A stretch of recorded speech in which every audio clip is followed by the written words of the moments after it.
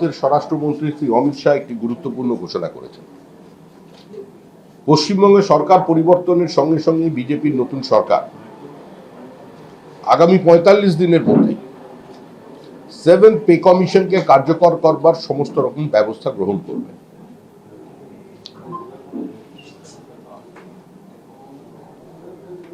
যে সমস্ত সরকারি পদ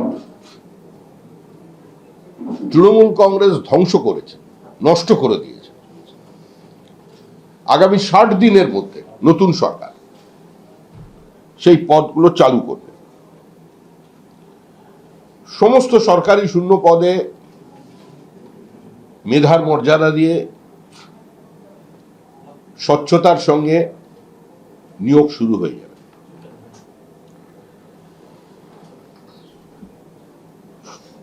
বিজেপি সরকার ঘোষণা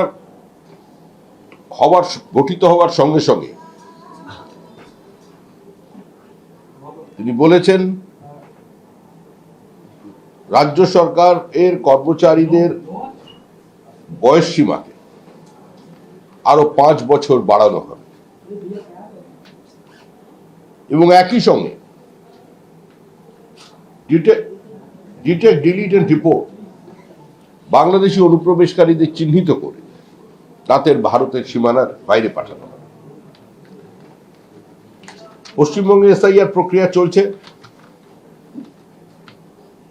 কার্যত নির্বাচনের দামামা বেজে গিয়েছে। বাংলা এবং বাঙালির লজ্জা হলেও পশ্চিমবঙ্গবাসীকে দেখতে হচ্ছে যে নির্বাচন ঘোষণার আগে থেকেই কেন্দ্রীয় বাহিনী বিভিন্ন রাস্তায় ঘোরাফেরা করছে। এর কারণ কি? এর কারণ হচ্ছে পুরো গণতান্ত্রিক ব্যবস্থা, গণতান্ত্রিক প্রক্রিয়া এবং সর্বোপরি গণতন্ত্রের সবচেয়ে বড় উৎসব ভোট, নির্বাচন, আজকে তার আগেই এ রাজ্যে কেন্দ্রীয় বাহিনীকে নামানো হচ্ছে। এর দায়িত্ব কে নেবে? রেস্টোরেশন অফ ডেমোক্রেসি স্লোগান দিয়ে গণতন্ত্র পুনঃপ্রতিষ্ঠার প্রতিশ্রুতি দিয়েই 2011 সালে যারা তথাকথিত পালাবদল করে দিয়েছেন, আজকে এটা তাদের কারণে পশ্চিমবঙ্গবাসীর একটা সারা ভারতবর্ষের মানুষের সামনে মুখ পড়ছে যে আগে থেকেই কেন্দ্রীয় বাহিনী গেছে। তৃণমূল কংগ্রেস আছে, তৃণমূল কংগ্রেস জানে ক্ষমতা ছাড়তে হবে, ক্ষমতা থেকে চলে যেতে হবে। শেষ মুহূর্তে কেউ টিকিট পাওয়ার কারণে, কেউ নেতাদের নেক নজরে আসবার কারণে কিছুটা অপরিকল্পিতভাবে আক্রমণ চালাচ্ছে বিজেপি কর্মীদের উপরে। ভীমপুরে আক্রমণ, নন্দন ভান্ডারী তার বাড়ি ভাঙচুর, আমাদের 97 নম্বর ওয়ার্ড, 98 নম্বর ওয়ার্ড এবং 99 নম্বর ওয়ার্ডে বিজেপি কর্মীদের উপর আক্রমণ। টালিগঞ্জে আমাদের দলের প্রার্থী ছিলেন 99 নম্বর ওয়ার্ডে তানিয়া দাস, তিনি আক্রান্ত হয়েছেন। তার ছেলে, তার সমস্ত বাড়ি ভাঙচুরের পরে তার ছেলে তনয় দাস, যে কোনোদিন কোনো রাজনৈতিক যার সংস্রব নেই, তাকে পর্যন্ত তৃণমূল এর দুষ্কৃতীরা বা তৃণমূলের দুষ্কৃতি এখন না বলাই ভালো। কার্যত তৃণমূল যেভাবে দল চালিয়েছে তাদের দুষ্কৃতি আর তৃণমূল এক হয়ে গেছে। আজকে সে পর্যন্ত আক্রান্ত হয়েছে। গৌরব কুণ্ডু এক কর্মী, তিনি আক্রান্ত হয়েছেন।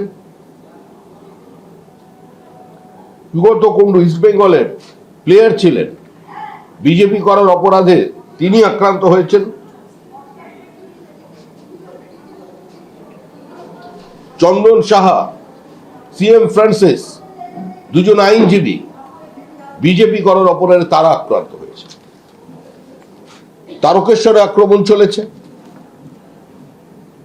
মুর্শিদাবাদে আক্রমণ চলেছে, উত্তর 24 পরগনার বিভিন্ন জায়গায় বিজেপি কর্মীরা আক্রান্ত হচ্ছেন। আবার ঘর ছাড়া করার, একঘরে করে দেবার প্রক্রিয়া ভোট আসার আগেই, মানে ঘোষণা হওয়ার আগেই তৃণমূল কংগ্রেস শুরু করে দিয়েছে। তৃণমূল কংগ্রেস এখানেই থেমে থাকেনি, এখন নতুন রাজনীতি, নতুন ফরমান ঘোষণা করছে বিভিন্ন জেলায়। কারণ যে সরকার এই মুহূর্তে আমাদের পশ্চিমবঙ্গে ক্ষমতায় আছে তাদের আক্রমণের হাত থেকে তো সংবাদ মাধ্যম, বিচারপতি, নির্বাচিত জনপ্রতিনিধি, শিল্পপতি কেউ তার হাত থেকে রেহাই পায়নি। তৃণমূলের একটাই ভাষা, সেই ভাষা হচ্ছে আক্রমণের ভাষা। সেই ভাষা একটা সর্বগ্রাসী, আত্মসাৎ করে নেবার ভাষা। সবকিছুকে আমি হজম করে ফেলব। এই পরিস্থিতির মধ্যে দাঁড়িয়ে আজকে পশ্চিমবঙ্গে নির্বাচন চলেছে। আমাদেরও আগামীকাল থেকে আমাদের 9টি জায়গায় যাত্রা শুরু হয়ে যাবে। কলকাতাতেও বৃহত্তর কলকাতার 29টা অ্যাসেম্বলিতে একটা করে ট্যাবলো, তারও সূচনা হয়ে যাবে আগামীকাল দুপুরে। এবং সমস্ত কেন্দ্রীয় নেতৃবৃন্দ এবং রাজ্য নেতৃবৃন্দ এতে অংশগ্রহণ করবেন। দুর্ভাগ্যজনকভাবে একটা পরিস্থিতি পশ্চিমবঙ্গে লক্ষ্য করা যাচ্ছে যে ধর্মীয় মেরুকরণের সমস্ত সীমা কার্যত তৃণমূল কংগ্রেস বিভিন্ন জায়গায় ছাড়িয়ে যাচ্ছে।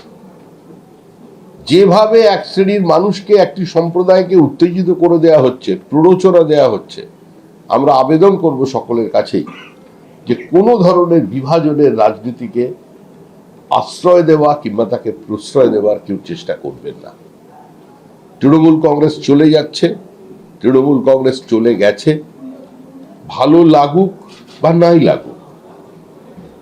যারা WBCS অফিসার আছেন, যারা এখানে IAS IPS অফিসার আছেন, যারা বিভিন্ন পদে সরকারি কর্মচারী আছেন, BDO SDOরা আছেন, এবং পুলিশের থানায় বিভিন্ন IC পদে যারা কাজ করছেন, কর্মরত আছেন, এমনকি সিভিক ভলেন্টিয়ার্সও যারা আছেন, তাদের কিন্তু কয়েক মাসের মধ্যে বিজেপি সরকারের সঙ্গে কাজ করতে হবে।